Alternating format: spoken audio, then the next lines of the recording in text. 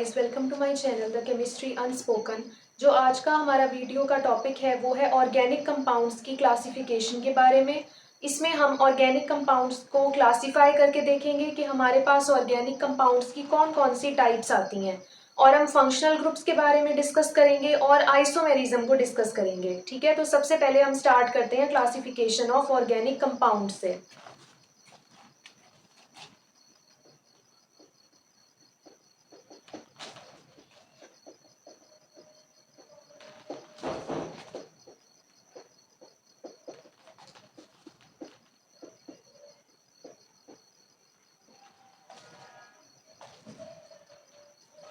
हमारे पास organic compounds जो होते हैं ना, वो दो तरह के होते हैं। एक होते हैं ओपन चेन या उन्हें हम एसाइक्लिक भी कहते हैं। ठीक है, और सेकंड हमारे पास होते हैं क्लोज्ड चेन कंपाउंड्स। ठीक है, और उन्हें हम साइक्लिक भी कह सकते हैं। ठीक है, तो दो तरह के हमारे पास ना ऑर्गेनिक कंपाउंड्स होते हैं, ओपन चेन और क्लोज्ड चेन। इनकी आगे फर्दर टाइप्स हैं, तो सबसे पहले हम ओपन चेन को डिस्कस कर लेते हैं। ओपन चेन कंपाउंड्स, अब जैसा कि आपको इसके नेम से ही पता चल रहा है, जो ओपन चेन कंपाउंड्स होते हैं ना, उनके अंदर कार्बन एटम्स की जो चेन होती है ना, वो ओपन होती है। ठीक है, लेकिन वो स्ट्रेट चेन भी हो सकती है और ब्रांच्ड चेन भी हो सकती है। The compounds which contain open chain of carbon atoms, ठीक है, इन्हें हम ओपन चेन कंपाउंड्स कहते हैं। अब इसकी आगे फर्दर दो टाइप्स हैं। एक आ जाता है स्ट्रेट चेन कंपाउंड्स,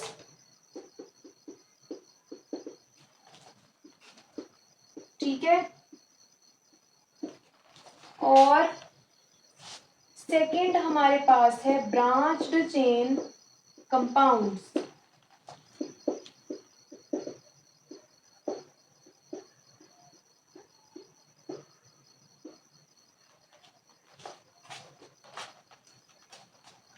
अब आपके पास स्ट्रेट चेन कंपाउंड्स कौन से होंगे? ऑब्वियसली जिनके अंदर स्ट्रेट चेन होगी। The compounds which have atoms arranged in a straight chain, ठीक है, are called straight chain compounds। ठीक है, जैसे कि अगर हम एग्जाम्पल देखें तो हमारे पास आ जाता है, अगर हम पेंटेन की बात करें, CH3 CH2 CH2 CH2 CH3, तो हमारे पास ये क्या है? N पेंटेन है, क्योंकि ये क्या है? स्ट्रेट चेन है। स्ट्रेट चेन जब भी किसी अल्केन की होगी हम उसके साथ N लगाएंगे। ठीक है, उसी तरह अगर हम ब्यूटेन की बात करें, ठीक है, तो ये N ब्यूटेन है, ये भी क्या है? एक स्ट्रेट चेन है। ठीक है, तो ये हमारे पास ना स्ट्रेट चेन कंपाउंड्स होते हैं। नेक्स्ट हमारे पास आ जाते हैं branched chain compounds. The compounds in which atoms are arranged in branches are called branched chain compounds। अब इसकी एग्जाम्पल अगर हम देखें, ठीक है, तो हमारे पास ना अगर CH3 CH2 CH CH3, तो ये हमारे पास क्या है? ये हमारे पास है आइसोब्यूटेन। ठीक है, क्योंकि इसके अंदर एक ब्रांच प्रेजेंट है। ठीक है, अगर एक ब्रांच प्रेजेंट हो ना किसी अल्केन में, तो हम उसके साथ आइसो का नाम यानी आइसो का वर्ड लगाते हैं उसके नाम के साथ। और अगर हमारे पास इस तरह का स्ट्रक्चर हो,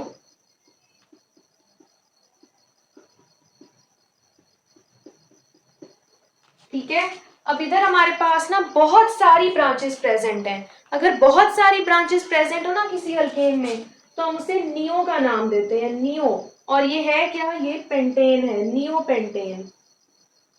ठीक है, तो अब आपको इधर डिफरेंस पता चल रहा होगा कि हमारे पास ना इधर एन पेंटेन था, जब हमने उसे ब्रांच की फॉर्म में लिखा तो हम उसको लिखते हैं नियो पेंटेन।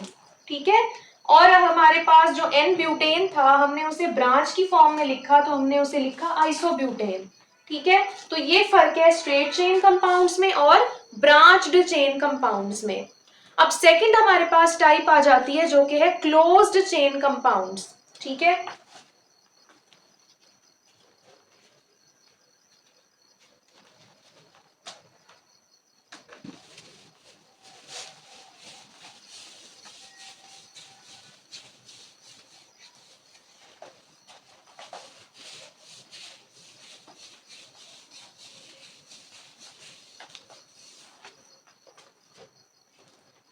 नेक्स्ट हमारे पास आ जाते हैं closed chain compounds.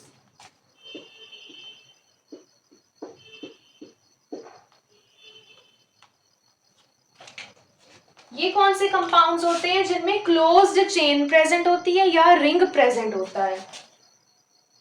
The compounds which contain closed rings in their structure, ठीक है, are called closed chain compounds. अब क्लोज्ड चेन कंपाउंड्स की फर्दर दो टाइप्स हैं, होमोसाइक्लिक कंपाउंड्स और हेट्रोसाइक्लिक कंपाउंड्स। ठीक है, तो अब हम उनको डिस्कस कर लेते हैं। नंबर 1 पे हमारे पास है होमोसाइक्लिक कंपाउंड्स। होमोसाइक्लिक कंपाउंड्स कौन से होते हैं? अब आपको नेम से ही पता चल रहा है ये कौन से कंपाउंड्स होंगे जिनमें, यानी होमो का मीनिंग होता है सेम, साइक्लिक का मीनिंग होता है साइकिल, यानी सेम तरह का साइकिल होगा। या हम यूं कह सकते हैं, जो आपकी बुक की डेफिनेशन है उसके अकॉर्डिंग, कि हमारे पास ना इन वाले कंपाउंड्स में क्या होगा, वन काइंड ऑफ एटम से ना साइकिल जो है वो बना होगा या रिंग स्ट्रक्चर बना होगा। तो हम इसकी डेफिनेशन लिखते हैं, द टाइप ऑफ कंपाउंड्स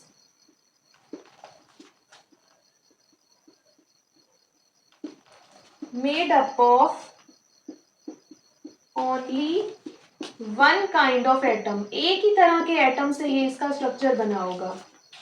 ठीक है, ऐसे कंपाउंड्स को क्या कहते हैं, होमोसाइक्लिक कंपाउंड्स कहते हैं। अब इसकी फर्दर आगे दो टाइप्स हैं, एक हमारे पास है एलिसाइक्लिक कंपाउंड्स। ठीक है, और नेक्स्ट हमारे पास है एरोमेटिक कंपाउंड्स।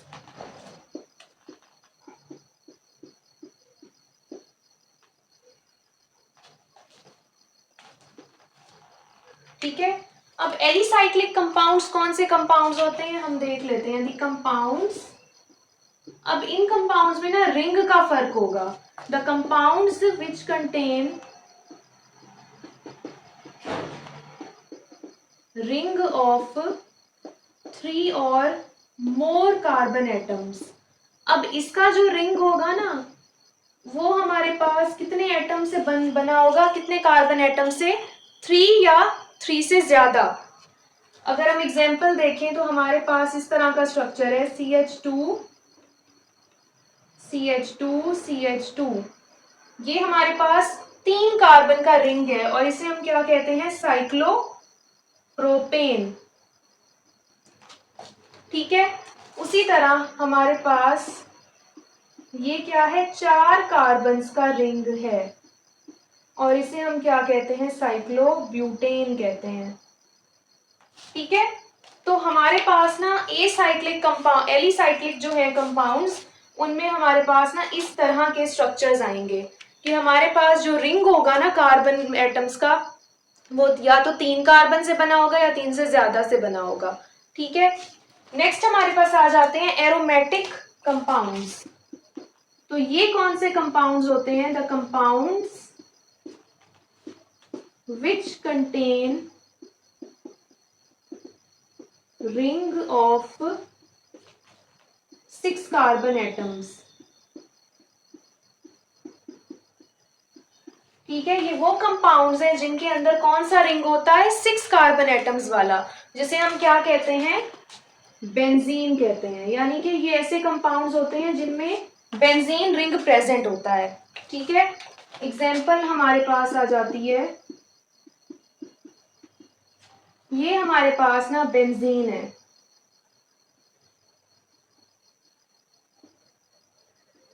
ठीक है, तो ये ऐसे कंपाउंड्स होंगे जिनमें बेंजीन प्रेजेंट होगा। अब हम बना लेते हैं बेंजीन के कंपाउंड्स।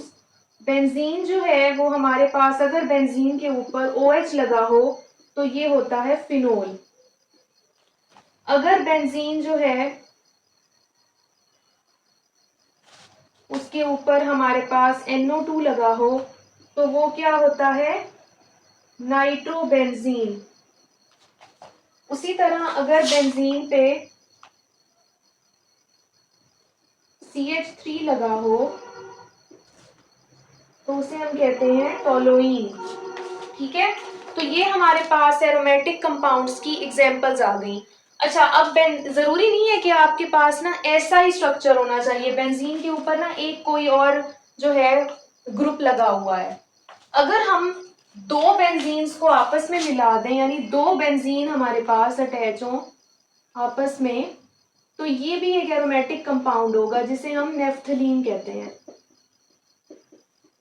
ठीक है, उसी तरह अगर हमारे पास इधर 3 बेंजीन लगे होते उसे हम एंथ्रासीन कहते हैं। ठीक है, अगर हमारे पास 2 बेंजीन ऐसे लगा होता और हमारे पास ना एक इसके ऊपर ऐसे अटैच होता साइड पे, तो हम उसे क्या कहते हैं? फिनेंथरीन कहते हैं। तो वो भी ऐसे जो स्ट्रक्चर्स हैं वो भी एरोमेटिक कंपाउंड्स में ही आते हैं। ठीक है, तो आपकी बुक में भी ये स्ट्रक्चर्स दिए गए हैं। तो आपके पास ना होमोसाइक्लिक कंपाउंड्स की ये 2 टाइप्स हैं, एक एलिसाइक्लिक कंपाउंड्स और एक एरोमेटिक कंपाउंड्स। अब हम चलते हैं हमारे क्लोज्ड चेन कंपाउंड्स की सेकेंड टाइप पे, जो कि है हेट्रोसाइक्लिक कंपाउंड्स।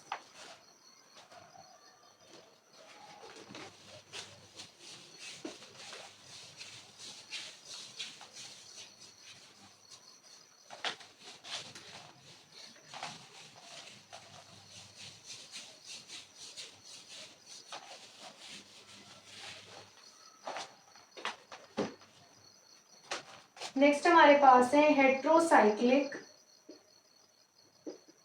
कंपाउंड्स। अब होमोसाइक्लिक कौन थे? जिनमें ओनली 1 काइंड ऑफ एटम जो है वो पूरे साइकिल में या पूरे रिंग में प्रेजेंट होता था। हेट्रो का मीनिंग क्या होता है? डिफरेंट। तो इधर हमारे पास जो रिंग होगा उसके अंदर डिफरेंट काइंड ऑफ एटम्स होंगे। ठीक है, तो ये कौन से कंपाउंड्स हैं? The compounds which contain different kind of atoms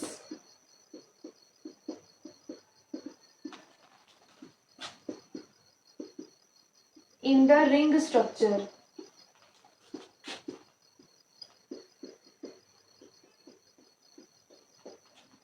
इधर हमारे पास एग्जांपल आ जाती है, अगर हमारे पास ना इस तरह का एक स्ट्रक्चर बना हुआ हो और इधर एक नाइट्रोजन अटैच हो, बेंजीन ही है ये। ठीक है, और नाइट्रोजन अटैच है, तो हम इसे क्या कहेंगे? पाइरीडीन कहेंगे। और ये है क्या? ये हेट्रोसाइक्लिक कंपाउंड्स में आता है स्ट्रक्चर। अगर हमारे पास इस तरह का 5 मेंबर्ड यानी इस तरह का रिंग हो और इधर ऑक्सीजन प्रेजेंट हो, ठीक है, फिर हम इसे क्या कहेंगे? हम इसे फ्यूरेन कहेंगे। ठीक है, उसी तरह अगर हमारे पास इस तरह का स्ट्रक्चर हो और इधर NH अटैच हो, ठीक है, तो हम उसे क्या कहेंगे? हम उसे पाइरोल कहेंगे। ठीक है। उसी तरह अगर हमारे पास सेम स्ट्रक्चर बना हुआ हो और इधर सल्फर प्रेजेंट हो, फिर हम इसे क्या कहेंगे, हम इसे कहेंगे थायोफीन। ठीक है। तो ये जितने भी मैंने इधर स्ट्रक्चर्स बनाए हैं ना, ये सारे हेट्रोसाइक्लिक कंपाउंड्स की एग्जांपल्स हैं कि इनमें हमारे पास ना देखो बेंजीन जो है उसके साथ नाइट्रोजन आ गई, डिफरेंट काइंड ऑफ एटम्स आ गए ना, इधर नाइट्रोजन है, इधर ऑक्सीजन है, इधर नाइट्रोजन हाइड्रोजन दोनों हैं और इधर सल्फर प्रेजेंट है। ठीक है। तो हमारे पास ऐसे कंपाउंड्स जिनके अंदर साइकिल भी प्रेजेंट हो, रिंग भी हो, लेकिन the different kind of atoms present हो, उन्हें हम हेट्रोसाइक्लिक कंपाउंड्स कहते हैं। ठीक है। तो ये आपके पास ना क्लासिफिकेशन हो गई कि ऑर्गेनिक कंपाउंड्स जो होते हैं ना वो कैसे क्लासिफाई किए गए हैं। नेक्स्ट अब हम चलते हैं नेक्स्ट अपने टॉपिक की तरफ, जो कि है फंक्शनल ग्रुप्स। अब हम इसमें देखेंगे कि फंक्शनल ग्रुप्स होते क्या हैं और कितने टाइप्स के फंक्शनल ग्रुप्स प्रेजेंट होते हैं।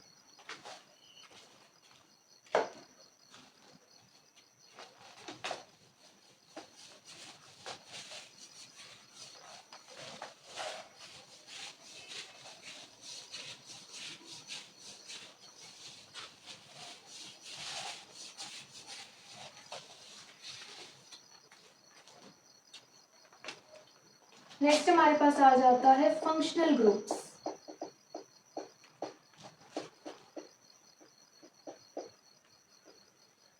ठीक है। तो सबसे पहले फंक्शनल ग्रुप्स की डेफिनेशन है।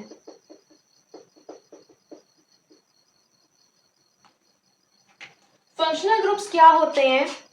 हमारे पास फंक्शनल ग्रुप्स ऐसे एटम्स होते हैं जिनकी प्रेजेंस की वजह से हमारे जो ऑर्गेनिक कंपाउंड्स है ना, उनकी सारी जो करेक्टरिस्टिक्स है ना वो चेंज हो जाती हैं। यानी हर फंक्शनल ग्रुप जो है वो हर ऑर्गेनिक कंपाउंड को ना एक खास प्रॉपर्टी दे देता है, एक खास हम पहचान कह सकते हैं दे देता है, जिसकी वजह से जो हमारा ऑर्गेनिक कंपाउंड है वो अपनी प्रॉपर्टीज को चेंज कर लेता है। ठीक है।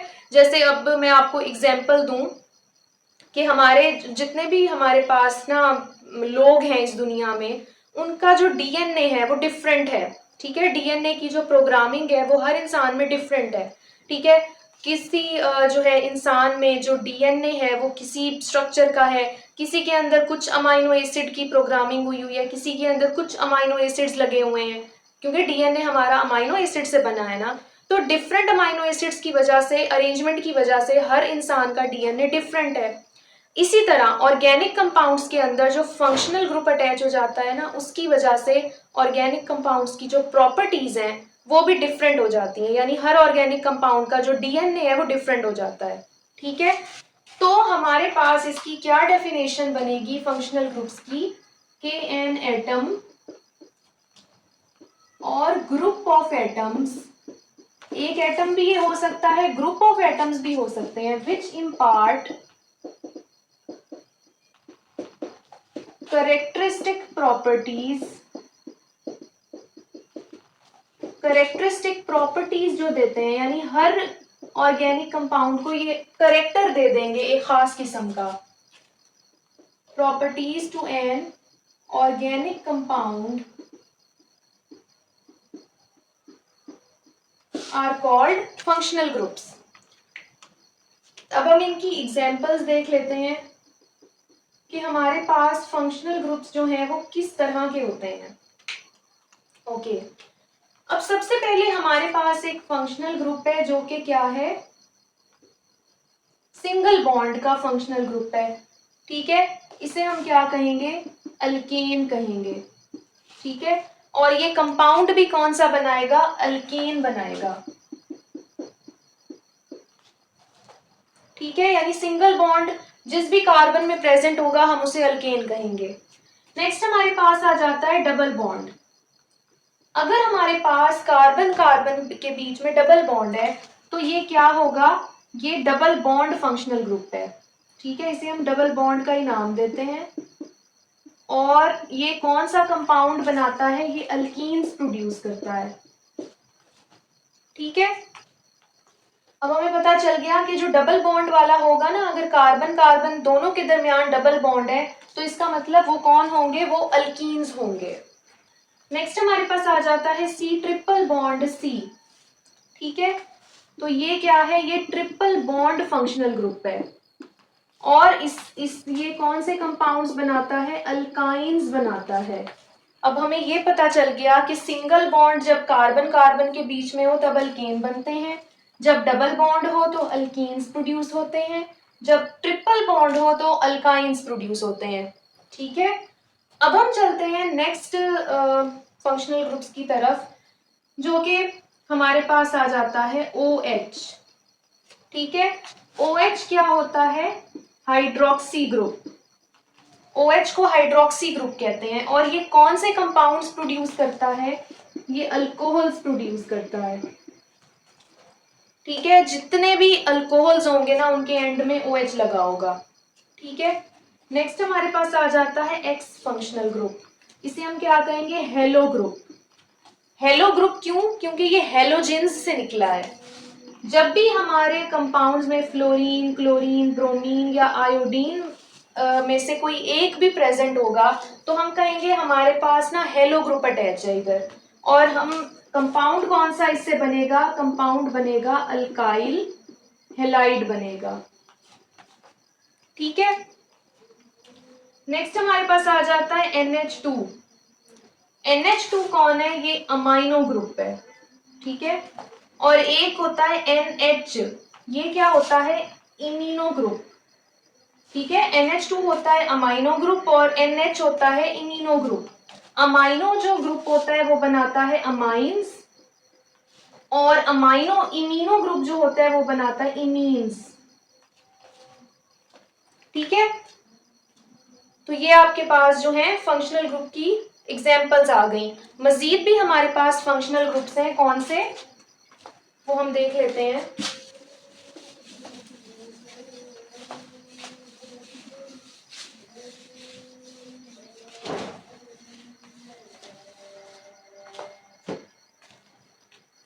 अब हमारे पास अगर हम इस फंक्शनल ग्रुप की बात करें, C डबल बॉन्ड O। ठीक है, तो वैसे इसे हम कहते हैं कार्बोनाइल ग्रुप। ठीक है, इस C डबल बॉन्ड O को ही खाली हम कार्बोनाइल ग्रुप कहते हैं। कार्बोनाइल ग्रुप जो है ना वो दो कंपाउंड्स प्रोड्यूस करता है, एल्डिहाइड्स भी और कीटोन्स भी। ठीक है, ये फर्दर मैं जितने भी आपको ये कंपाउंड्स बता रही हूँ ना ये आगे हमने डिस्कस करने हैं। अगर हमारे पास इधर H लग जाए, ठीक है, तो ये वाला जो ग्रुप होगा ना फंक्शनल ग्रुप, वो क्या होगा, एल्डिहाइड्स बनाएगा। ये एल्डिहाइडिक ग्रुप बन जाएगा फिर। ठीक है, या फॉर्माइल ग्रुप भी इसको कहते हैं। और अगर इधर हमारे पास ना एक और R लग जाए, यानी कि इधर R जो होता है ना वो किसी भी अल्काइल का होता है, या अगर मैं इधर कार्बन ही कह देती हूँ, मैं इधर CH3 लगा दूं, मैं C2H5 लगा दूं, कोई भी अल्काइल लगा दूं, इसीलिए मैंने इधर R लिखा था। ठीक है, तो इस तरह अगर हमारे पास इस तरह का स्ट्रक्चर हो ना तो वो कौन होता है, वो कीटो ग्रुप होता है और वो बनाता है कीटोन्स बनाता है। ठीक है, तो आपका जो कार्बोनाइल है वो एल्डिहाइड्स भी प्रोड्यूस कर सकता है, कीटोन्स भी प्रोड्यूस कर सकता है। ठीक है, उसी तरह अगर हमारे पास C डबल बॉन्ड हो, OH वाला फंक्शनल ग्रुप हो, तो हम इसे क्या कहते हैं, ये कार्बोक्सिल ग्रुप है।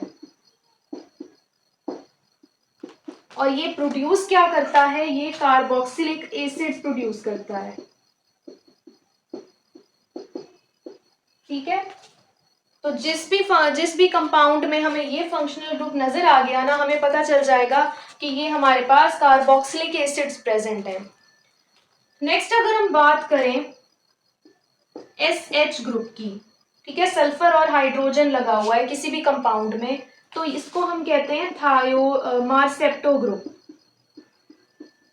ठीक है, इसे हम मार्सेप्टो ग्रुप कहते हैं।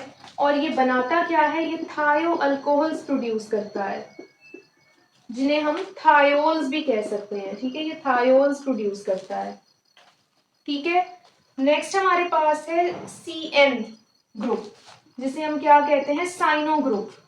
अगर साइनो ग्रुप हमारे कंपाउंड्स में अटैच हो तो वो कौन से कंपाउंड्स प्रोड्यूस करता है, वो नाइट्राइल्स प्रोड्यूस करता है। ठीक है, तो ये आपके पास ना फंक्शनल ग्रुप की काफी सारी एग्जांपल्स आ गई कि हर फंक्शनल ग्रुप जो है वो डिफरेंट कंपाउंड्स प्रोड्यूस कर रहा है, ठीक है।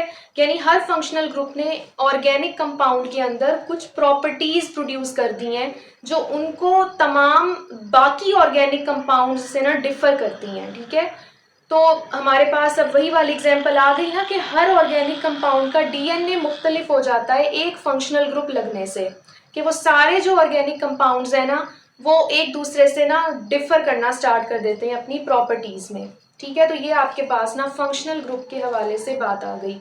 नेक्स्ट हमारे पास आ जाता है आइसोमेरिज्म का टॉपिक, ठीक है।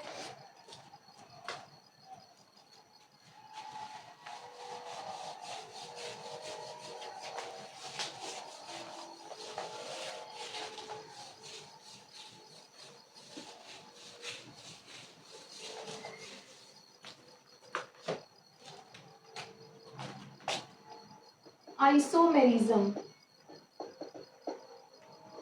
आइसोमेरिज्म जो है उसका तो आप सारों को ही पता है कि आइसोमेरिज्म कौन सा फिनोमिना होता है। ऐसे कंपाउंड्स जिनका मॉलिक्यूलर फॉर्मूला सेम हो लेकिन उनका स्ट्रक्चरल फॉर्मूला डिफरेंट हो जाए, ऐसे कंपाउंड्स को क्या कहते हैं, आइसोमर्स। और ऐसे फिनोमिना को क्या कहते हैं, आइसोमेरिज्म, ठीक है। अब हमारे पास जो है आइसोमेरिज्म की ना टाइप्स हैं कुछ, कि हमारे पास ना आइसोमेरिज्म ऑर्गेनिक कंपाउंड्स में किस तरह का होता है। तो आज हमने उन टाइप्स को डिस्कस करना है। आइसोमेरिज्म का तो आपको पता है, तो अब मैं टाइप्स से ही स्टार्ट कर रही हूँ, ठीक है। नंबर 1 पे हमारे पास आ जाता है स्ट्रक्चरल आइसोमेरिज्म। आइसोमेरिज्म की ना दो टाइप्स हैं, एक स्ट्रक्चरल आइसोमेरिज्म है और एक है सिस ट्रांस आइसोमेरिज्म। लेकिन हम सबसे पहले स्ट्रक्चरल को डिस्कस करेंगे क्योंकि स्ट्रक्चरल की फर्दर भी आगे टाइप्स हैं। तो स्ट्रक्चरल आइसोमेरिज्म क्या होता है, the type of isomerism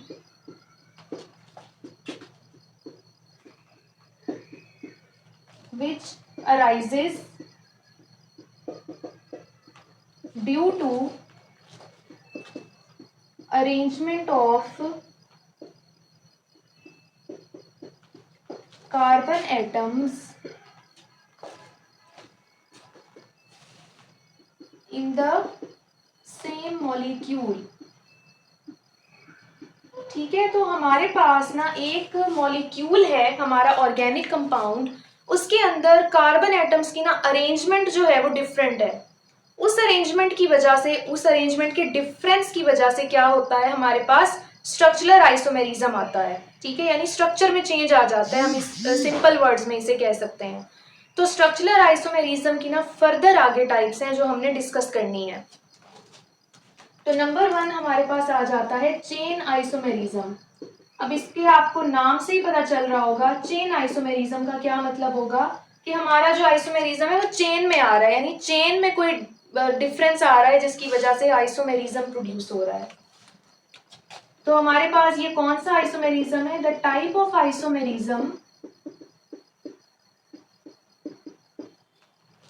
which arises due to difference in carbon chain।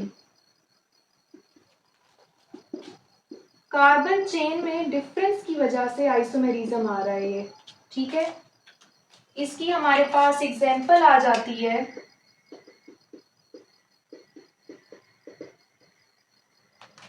जैसे मैंने एन पेंटेन और आइसोपेंटेन, नियोपेंटेन का स्ट्रक्चर बनाया था।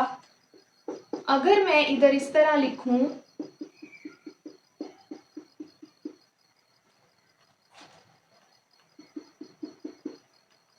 ठीक है, तो मेरे पास ये एन पेंटेन है, ठीक है।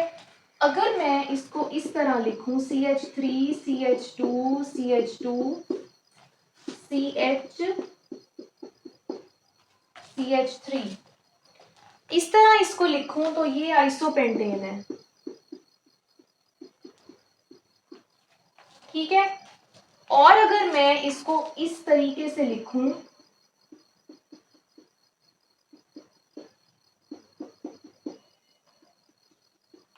ठीक है, इस तरीके से लिखूं तो ये मेरा नियोपेंटेन है, ठीक है। तो अब पेंटेन में पेंटेन के ही स्ट्रक्चर में किस तरह चेंज आ रहा है, उसकी चेन की वजह से चेंज आ रहा है। पहले चेन स्ट्रेट थी तो हमने एन पेंटेन लिखा था, फिर चेन के अंदर एक ब्रांच बन गई, हमने उसे आइसोपेंटेन का नाम दे दिया। फिर चेन के अंदर 4 ब्रांचेस और बन गई तो हमने उसे नियोपेंटेन का नाम दे दिया।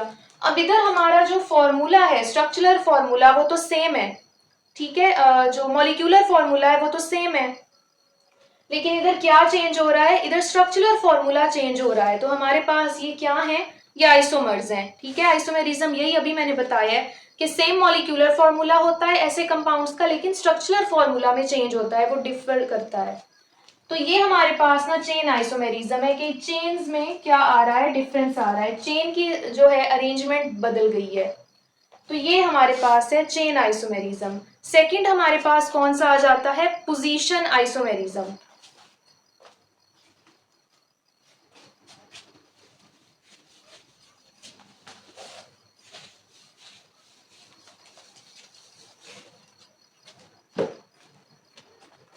सेकंड पे हमारे पास है position isomerism.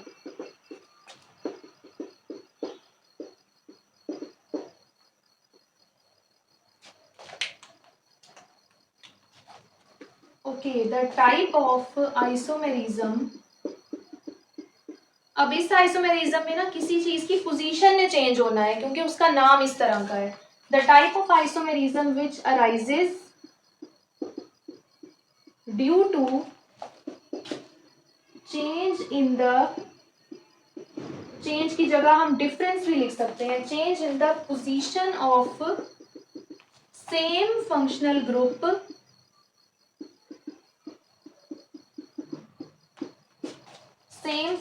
Group in the carbon chain. अब इसमें ना फंक्शनल ग्रुप जो है ना उसकी पोजीशन चेंज हो रही है कार्बन चेन के ऊपर, तो उसकी वजह से क्या आ रहा है, आइसोमेरिज्म आ रहा है। ऐसे आइसोमेरिज्म को हम पोजीशन आइसोमेरिज्म का नाम देते हैं। हमारे पास एग्जांपल आ जाती है, अब हमने ना हेलो ग्रुप का जो फंक्शनल ग्रुप था ना जिसमें हेलोजेंस आते हैं, हमने वो इधर यूज किया हुआ है। तो हमारे पास ना अब इस तरह जो है एक हमारे पास, अब ये क्लोरीन जो है वो अटैच है अल्केन के साथ, ये अल्काइल हैलाइड है, ठीक है। अब ये क्या है, ये 1 क्लोरोप्रोपेन है, ठीक है। लेकिन अगर हम इस तरह करें,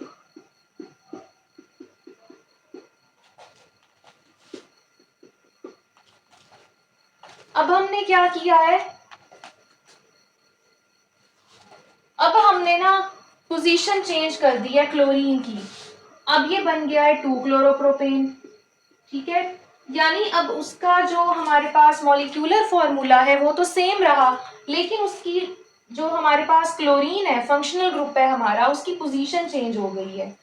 तो ऐसे आइसोमेरिज्म जिनके अंदर फंक्शनल ग्रुप की पोजीशन चेंज हो रही हो, एक ही मॉलिक्यूल में, सेम मॉलिक्यूल है ना, प्रोपेन ही है दोनों में, लेकिन फंक्शनल ग्रुप की पोजीशन डिफरेंट है, तो ऐसे आइसोमेरिज्म को क्या कहते हैं, पोजीशन आइसोमेरिज्म, ठीक है। नेक्स्ट हमारे पास अब जो टाइप आ जाती है वो कौन सी है, functional group isomerism.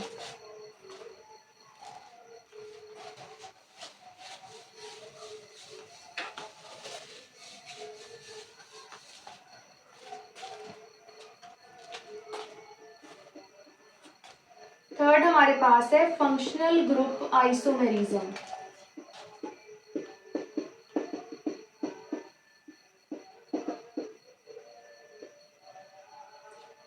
Functional group isomerism में क्या होता है, हम ना फंक्शनल ग्रुप आइसोमेरिज्म में ना हमारे पास ना कुछ एटम की पोजीशन को चेंज करने से क्या हो जाता है, वो फंक्शनल ग्रुप भी चेंज हो जाता है, ठीक है।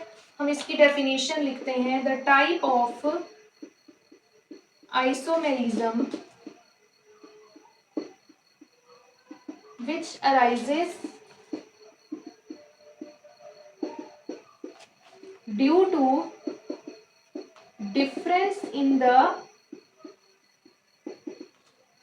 functional group,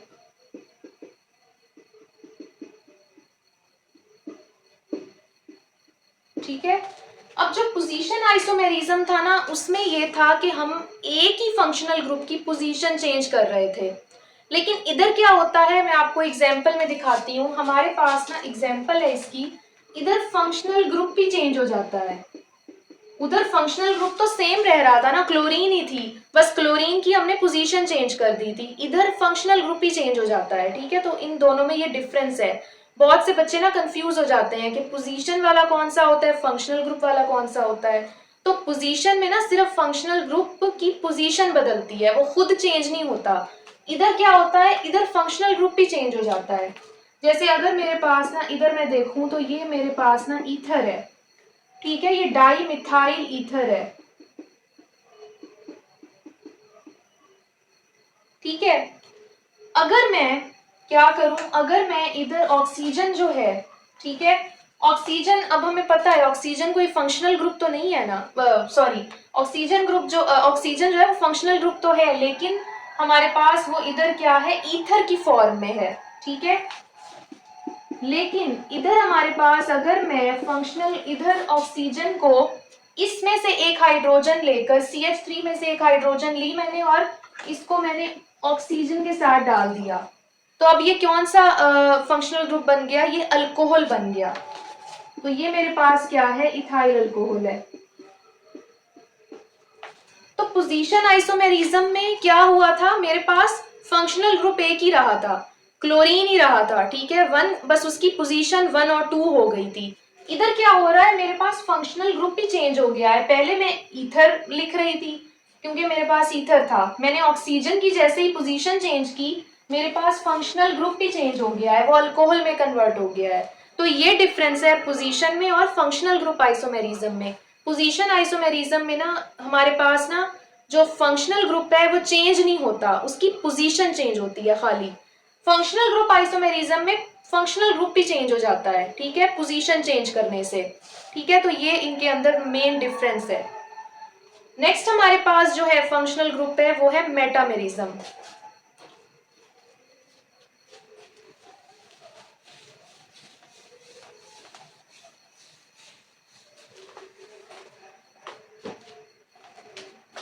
नेक्स्ट हमारे पास है मेटामेरिज्म। मेटामेरिज्म क्या होता है, मेटामेरिज्म में ना हमारे पास जो कार्बन एटम्स होते हैं ना, उनकी अनइक्वल डिस्ट्रीब्यूशन की वजह से हमारे पास ना दोनों कंपाउंड्स की जो है वो फॉर्मूला उनका चेंज हो जाता है। तो the type of isomerism,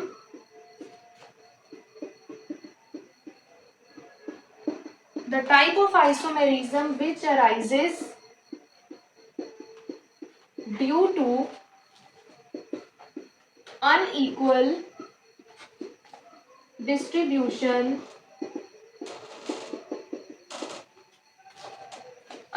distribution of carbon atoms in the molecule। इसमें हमारे पास एग्जाम्पल आ जाती है,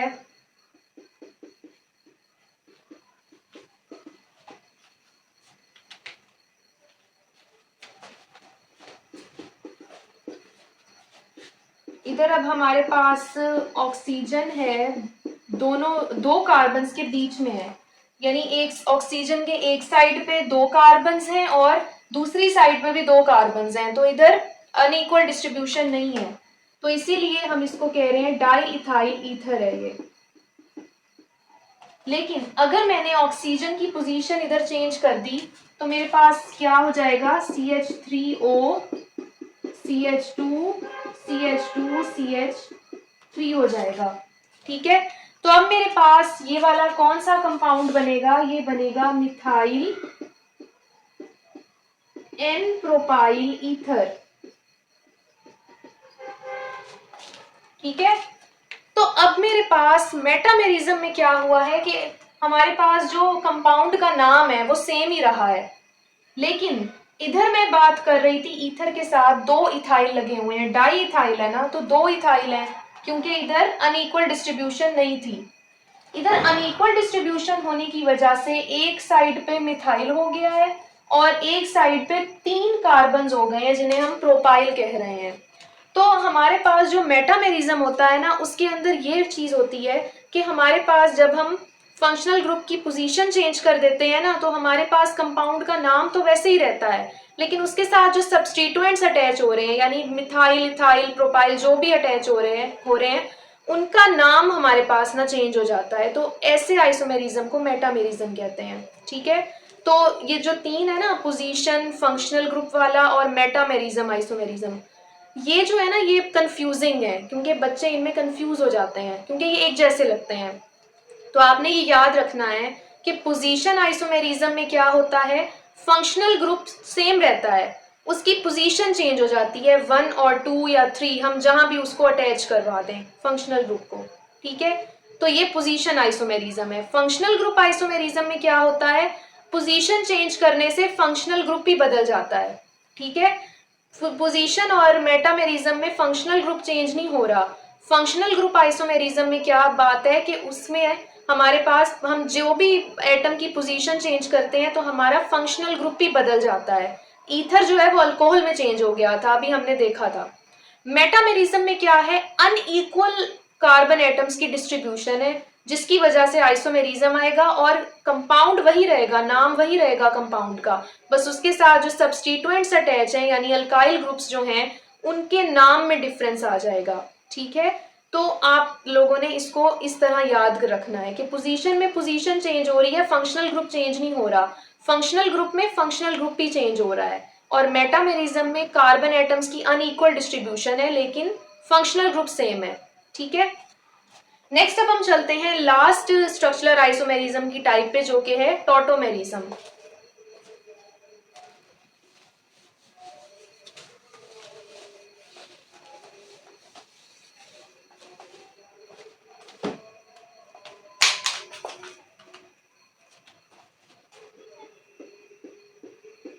टॉटोमेरिज्म जो होता है ना, वो हमारे पास कौन सा आइसोमेरिज्म है जिसके अंदर ना प्रोटॉन की शिफ्टिंग की वजह से ना स्ट्रक्चर बदल जाता है। किस तरह, the type of isomerism which arises due to shifting of proton from one atom to other in the same molecule। एक ही मॉलिक्यूल के अंदर ना प्रोटॉन की शिफ्टिंग हो रही होती है। ठीक है, हमारे पास इधर एग्जांपल है अमाइनो एसिड की। अमाइनो एसिड है हमारे पास COOH NH2 R और H, ये अमाइनो एसिड है। अब इधर हमारे पास ना प्रोटॉन की शिफ्टिंग हुई है, हमारे पास जो ये हाइड्रोजन है ना ये इधर आ जाता है, तो हमारे पास ना इधर बन जाता है NH3 पॉजिटिव, इधर हो जाता है C double bond O negative, इधर R और इधर H वैसे का वैसे। तो अब हमारे पास जो टॉटोमेरिज्म है उसकी वजह से एक ऐसा आयन बन गया है जिसके अंदर नेगेटिव पार्ट भी प्रेजेंट है और पॉजिटिव पार्ट भी प्रेजेंट है। तो ऐसे आयन को हम क्या कहते हैं, ज्विटर आयन, जिसके अंदर दोनों पॉजिटिव और नेगेटिव पोर्शंस प्रेजेंट हों। तो ज्विटर आयन जो है वो एसिड के तौर पे भी एक्ट कर सकता है और बेस के तौर पे भी। इसीलिए जो अमाइनो एसिड्स होते हैं ना वो हमारे पास ना बेसिक नेचर भी रखते हैं और एसिडिक नेचर भी रखते हैं। ठीक है, वो एम्फोटेरिक होते हैं क्योंकि उनके अंदर क्या होता है, ज्विटर आयन में जो है फॉर्मेशन होती है टॉटोमेरिज्म की वजह से। ठीक है, तो ये आपके पास जो है स्ट्रक्चरल आइसोमेरिज्म की टाइप्स आ गई कि किस तरह हम पोजीशंस को चेंज करके स्ट्रक्चर को चेंज करते हैं और आइसोमेरिज्म हमारे पास प्रोड्यूस होता है डिफरेंट ऑर्गेनिक कंपाउंड्स में। सेकंड हमारे पास जो टाइप आ जाती है ना आइसोमेरिज्म की, वो है सिस ट्रांस आइसोमेरिज्म। तो हम उसको देख लेते हैं।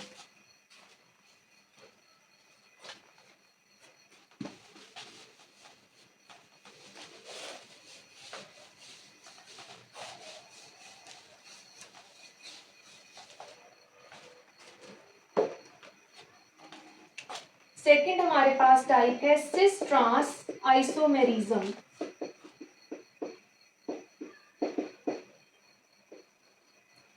सिस ट्रांस आइसोमेरिज्म क्या होता है, the type of isomerism which arises in compounds